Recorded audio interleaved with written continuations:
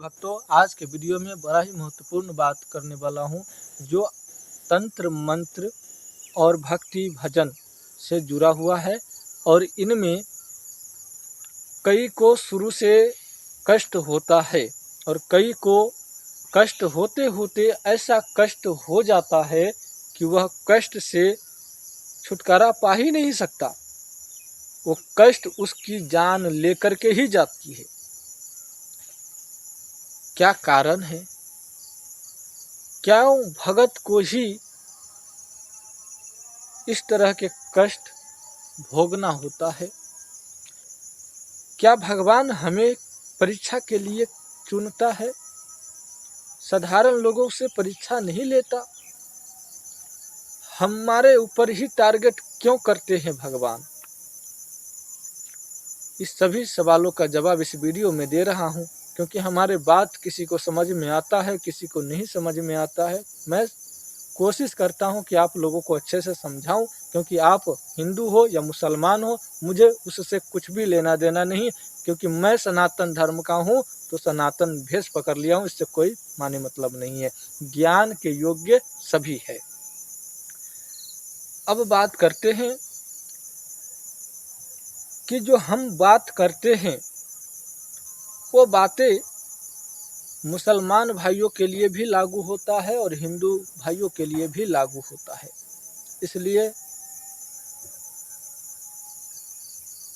आप लोग यदि मुस्लिम समुदाय से हैं तो जो लोग मौलाना होते हैं, जो लोग इस्लामी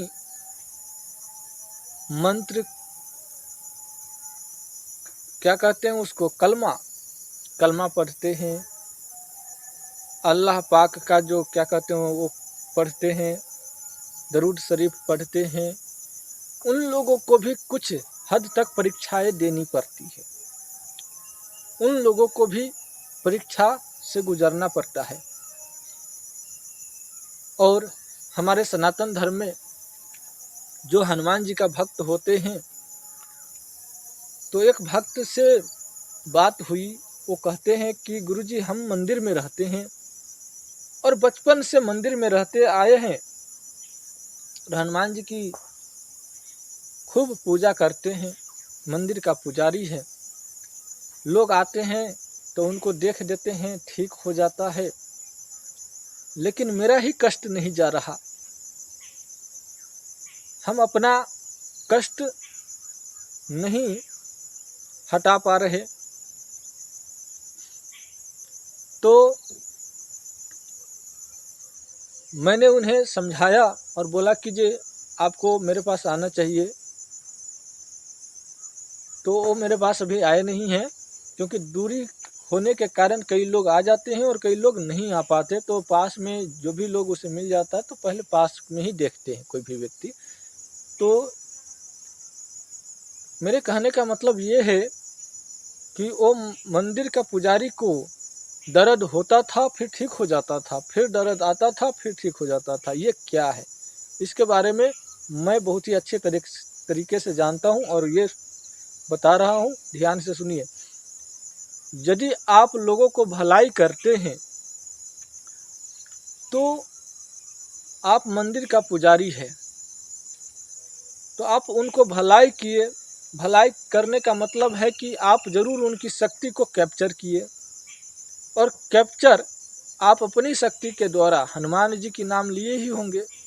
तो हनुमान जी क्या किए? आप उस शक्ति को क्या किए? अपने पकड़ लिए। तो आपने पकड़ा है तो शक्ति तो आप ही के साथ रहेगा ना। तो शक्ति जो होती है वो खुरपाती होती है। भले ही आपको जान नहीं लेगा लेकिन परेशान कर सकता है।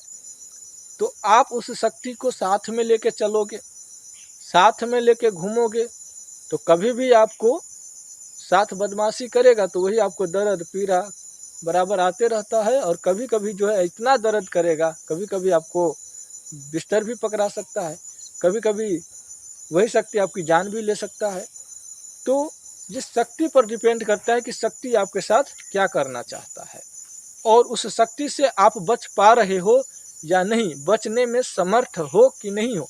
आप मंदिर का पुजारी हो तो ये मत समझना कि हमें हनुमान जी ही बचा लेंगे। क्योंकि हनुमान जी केवल आपको बचाने के लिए नहीं है, आप अपनी रक्षा स्वयं कर सकते हैं। हनुमान जी जानते हैं कि आप अपनी रक्षा स्वयं कर सकते हैं, नहीं कर रहे हैं, तो ये आप में गलती है। और हनुमान जी से जब भी आप विनती करते हैं, अर्जी करते हैं, तो हनुमान जी आपकी मदद कर ही देते हैं।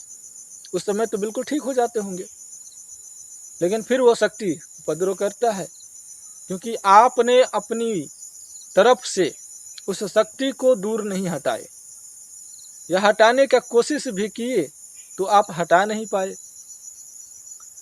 ये भी हो सकता है। तो नहीं हटा पा रहे हैं तो हनुमान जी इस धरती पर बड़े बड़े तांत्रिक भगत हनुमान जी का है, आप उनके पास भी जा सकते हैं। खुद से ना हो तो दूसरों से मदद लीजिए, कर ही देंगे। इसमें खर्चे की कोई बात नहीं है। आप गरीब हो, 1 रुपया नहीं चाहिए, क्योंकि हनुमान जी के ऐसे भक्त बहुत है जो पैसा नहीं लेते हैं। दक्षिणा के नाम पर यदि आप खुशी से 2 तो रख लेते हैं, वरना हर व्यक्ति, कोई ऐसा व्यक्ति है जो देने पर भी नहीं लेते हैं। तो इस तरह की परेशानी होती है, और इस तरह की परेशानी को ठीक करने का यही उपाय है। यदि कोई ऐसा व्यक्ति है जो भलाई करता है, लोगों को ठीक करता है, और उसे भी इस तरह का प्रॉब्लम आता है, यानी कि ज़्यादातर ये प्रॉब्लम जो है, दर्द ठीक हो जाना फिर होना, ये ज़्यादातर केवल साधारण मनुष्य में नहीं दिखता, जो भगवान के भक्त होते हैं उनमें भी दिखता है। ये परेशानी तो साधारण मनुष्य में तो आ ही जाता है, अचानक आ जाते हैं, कहीं से आ जाते हैं, बराबर आ जाते हैं। लेकिन ये परेशानी ओझा भगत तांत्रिक अघोरी में भी दिखता है, क्योंकि वो इसी तरह से शक्ति से घिरे रहते हैं। तो घोरी तांत्रिक को ऐसी परेशानी क्यों ना होगा भाई? हाँ, किसे नहीं होगा, ये प्रश्न है कि किसे नहीं होगा। तो ये जानिए कि उस व्यक्ति को ऐसी परेशानी नहीं होगा जो अपनी शक्ति को नियंत्रित कर सकता है। उसके पास कोई सा भी शक्ति आ जाए, देवी आ जाए, दुर्गा आ जाए, काली आ जाए, मसान आ जाए, तेलिया मसान आ जाए, कोई बाबा की शक्ति आ जाए, योगी साधु फकीर मौलाना, इस तरह की कोई भी शक्ति आ जाए, यानी कि अनंत शक्ति में से कोई भी शक्ति आ जाए, और उस शक्ति को नियंत्रित करना जानता हो किसी भी तरीके से, चाहे कुछ भी करना पड़े। आप लोग जानते ही कि है कि 16 कला जो सीख लेता है वो संपूर्ण गुण सीख लेता है। जो लोग नहीं जानते हैं तो सुन लीजिए, जो लोग 16 कला सीख लेता है वह समझिए कि संपूर्ण कला सीख लेता है, बस उसको ज्ञान देने वाला नहीं है।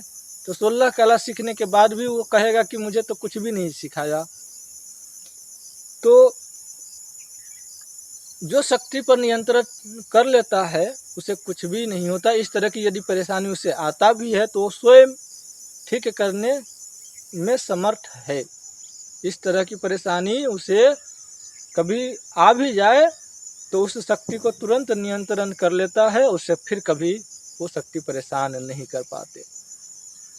ये बड़ी बड़ी बातें हैं, ये कहने मात्र बात नहीं है, यह खुद का अनुभव है, और आपको बता रहा इसलिए कि आपके साथ ऐसा ना हो और आप बिल्कुल सुरक्षित रहे। यदि आप लोग अभी तक सब्सक्राइब नहीं किए हैं तो कर लीजिएगा।